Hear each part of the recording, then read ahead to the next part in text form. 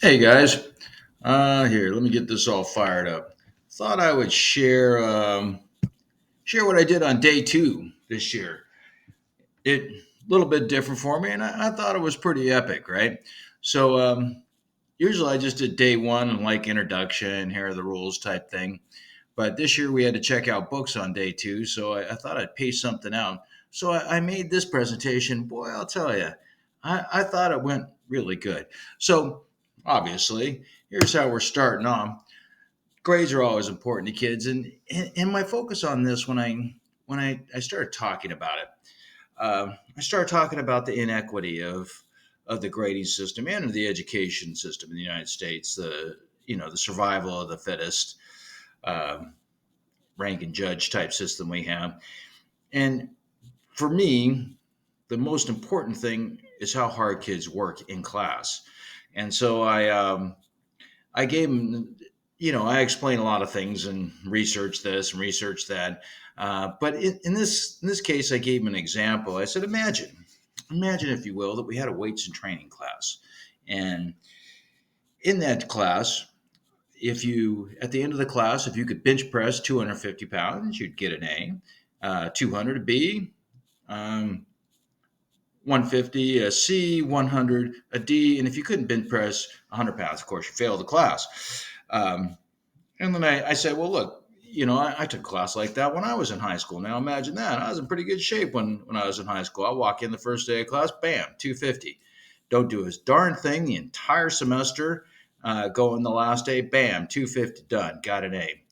Now, at this point, I came up with an example of a rather um, slim, lightweight student, and I said, "Look, I said, can you bench press 250 pounds?" And they started laughing, and they're like, no. And I'm like, well, imagine if you were in that class, but let's say you started off to 20 pounds, and that's what you could bench press on the first day of class. Um, and I mean, I always create a light spirit in the classroom, and I'm always cracking jokes like if you can bench press 250, awesome. I don't want to make any assumptions, but play along with me. Let's just go with this. And I said, but let's say you walk in that first day, you can bench press 20 pounds, and but man, you show up class every day, and you put in the work, you're pounding the iron, man, you're getting it, and every day for the semester you're hitting those weights hard. And by the end of the semester, you can bench press 90 pounds. Wow, man, 4.5 times stronger. 4.5 times, 450% stronger.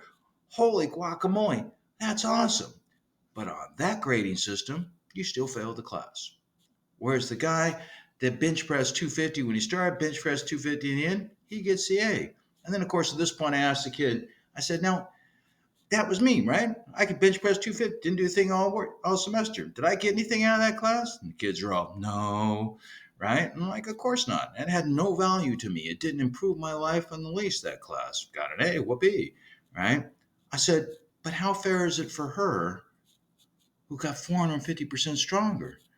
But she still failed. Does that make any sense? And they're like, no. And I'm like, that's right. Now you think about it. Each and every one of you has been on your own mathematical journey. Everybody's had different teachers. Everybody has got different strengths and different weaknesses.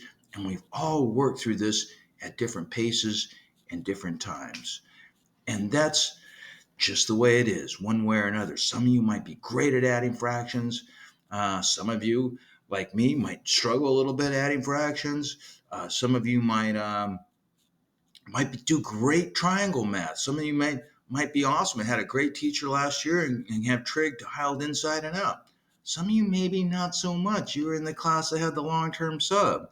I don't know, but really, it doesn't matter. In this class, what matters is you show up every day, you put in the work, and if you work hard every hour, everything else will come. We won't have to worry about grades. It'll all happen for you. And man, I'll tell you, I felt, to me, this is the magic of in the art of teaching, right? Everybody talks about data this and data that, right? But most people don't understand what real data is, first off. Um, but real data from the art of teaching that we use on a daily basis is being that great observer, that observational data, that qualitative data. When you're talking to kids and you're circulating the classroom and you're looking in their eyes and you're reading their expressions and their body language, and you know when something's working and something's not. And I felt that this message was hitting home in a real positive way. And they knew that I was fighting for them. So then, of course, I went on to tests and I talked to them about my assessment system, which, if you haven't read the article on the 3 read system, which is on the website talking about it, um, that go ahead and do it, man. Check it out. It's a system that I'm working on, and it gets better every year. And this year's no different. But every Friday we have an assessment. I talk to them about that. One Friday is a team test. Next Friday is an individual test.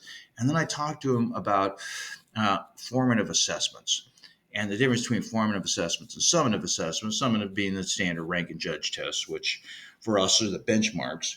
Um, so we'll have one a quarter.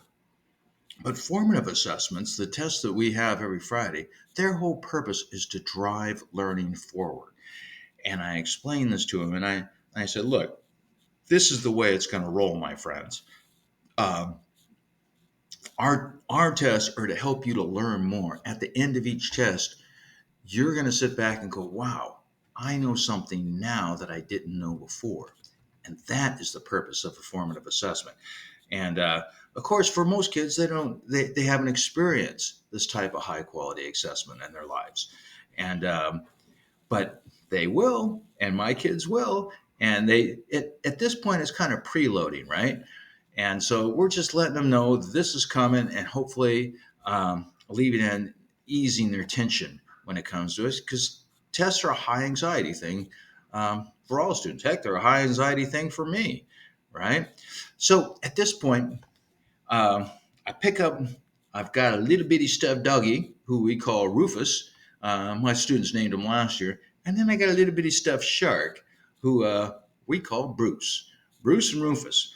And I pick them both up, and I walk over to one student randomly. I said, "Pick one. What do you like, Rufus or Bruce? Rufus or Bruce? Pick one." And whichever one they pick, I hand it to him. And I'm just going to go with Rufus because I just like saying Rufus right now. And so I hand Rufus to him, and I said, "Awesome. Now read." And the kid's like, "Oh," but when they do it, they read.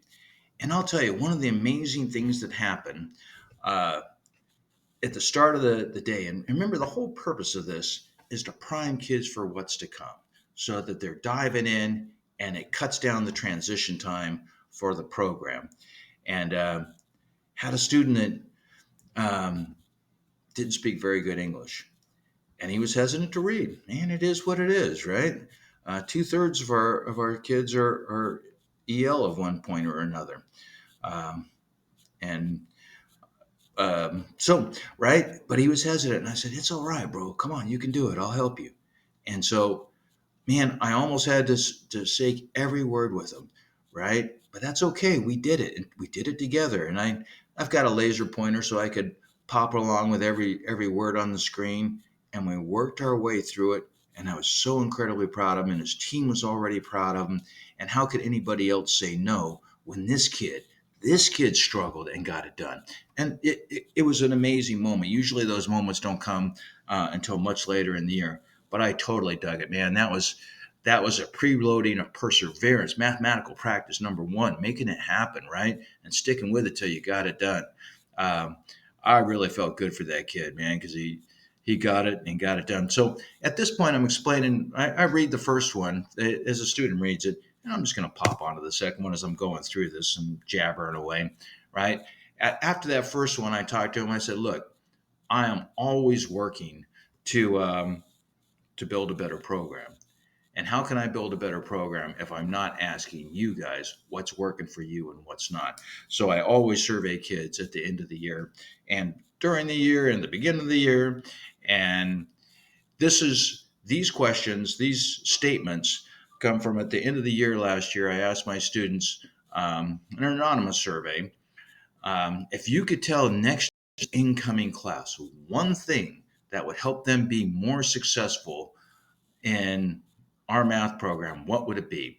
And so here are what the kid said. Hey, man, this is unedited and real form, man. I wanted to make sure we gave them real statements so that when they're reading it, it's all working. Of course, here's the way it works, right? So the kid that got Rufus read first, his job is once he's done, I'm like, all right, pass Rufus on, throw him to somebody. Doesn't matter, pick anybody.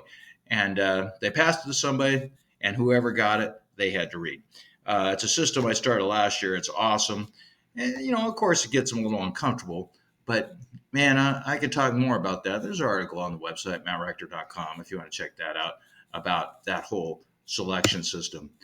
And so, as the kids are reading through these statements from last year, um, it was really good. I mean, of course, I was a little selective. You got to be right. You pick the ones that you think are the most effective. But I thought it was I thought it was really good. The ones that told the story uh, that I wanted the kids to hear, that I wanted to tell. And of course, this is the last one. The poor kid that got Rufus last got to this one, and they read through it. And I'm not going to spend too much time on it, but I like this one, and I like this one specifically because the kid said, "You better show them, right?" And and at first, when I saw it, I'm like, okay, but it told the story, man. It told the struggle. It helped kids feel they were a part of it. So once we had finished this part, I'm like, all right, let's go. Everybody up, off to the book locker. We go and check out books, which is a whole nother story that I won't get into. Um, but it gave me a chance to talk about the Williams Act later and the struggle for funding of education. It's always important for me to explain the kids that the struggle is real, right? And how I'm a part of the struggle and I understand the struggle and I am fighting for them to have a better education, a better system, um, which leads to, of course, a better life and being more happy. And I believe that from the bottom of my heart. And so here we go. Last one. We go and get our books. We come back. Everybody settles down. We got what we done doing. And then I say, all right, everybody up. Copy that onto your boards. And they're like, what? Right? They're not used to doing vertical learning and discovery learn. I'm like, everybody up, copy it onto their boards. So they all copy this chart onto the boards. They're all up. They're all out of their seats. They're already moving. They're copying in, and they're like, "What do we do?" And I'm like, "Just fill in the blanks." And you'd be amazed how many kids start automatically. Now, of course, why this is happening, I'm circulating. I'm going to each team. I'm working my way through this, my friends. We are doing um, oh, I'm blanking Saturday morning, man. Of course, the old brain isn't working all that good. So, productive struggle. That's the key I was looking for. So, productive struggle. I'm giving them just enough prompting for them to get going, right? And it looks in many ways. I might say, hey, what if a kid uh, stands up? We're taking a test, and an individual test, and a kid jumps up and starts, singing a song at the top of his lungs. What box would that go into, right? And then they would go, oh, okay, blah blah blah. And I'm like, okay, cool. So, if that's what disrupting looks like, what do you think withdrawing looks like? And they're like, oh, okay, right? And it gets them started. And once they get going, right, then it's fairly easy. I'm just circulating around and going, oh, is that if that's an individual in an individual setting, what do you think it's going to look like in a team setting, or vice versa? Or that looks a little more like a team activity. What do you think, right? And then we get done about no, not really done. About 5 minutes left in class. I'm like, all right, everybody sit down. Let's go. 5, 4, 3, 2. Everybody in the chair. All right, and then back to Rufus, and we pass him around, and I'm like, tell me one thing that your team thought. And sometimes I would ask them to just pick a square to read, and sometimes I would purposely give them a square to read. I was kind of playing back and forth with that as I went. But one way or another, thought it was awesome. We get to the last 30 seconds of class. I'm like, awesome, great job, everybody. Have a great week. Before you leave, get up, erase your boards. Bam, bam, bam. The bell rings. Everybody goes. And but I thought this really helped us because if you're being graded on engagement, and of course I talk to them, right? It's pretty important that we all understand what engagement looks like, right? What's it look like to you? What's it going to look like to me? And always asking clarifying questions. So they didn't just put down words, right? Anonymous words like withdrawing, for instance, right? I'm like, well, what does that look like? What is a kid actually doing that helps them withdraw, et cetera, and what does driving look like, et cetera, et cetera. So honestly, man, I thought it was awesome. And of course, I mean, with all these things, like by sixth period, I was really good at this and knew what questions to ask and knew what prompts were working good, much better than I was at first period. But I think it rolled really well throughout. Hey, man, I hope this helps. I hope this made some sense to you, and maybe you can figure out a way to make it even better. And hopefully, you'll share it with me. Thank you so much. Have an awesome day, my friends. It's going to be a great school year. Bye.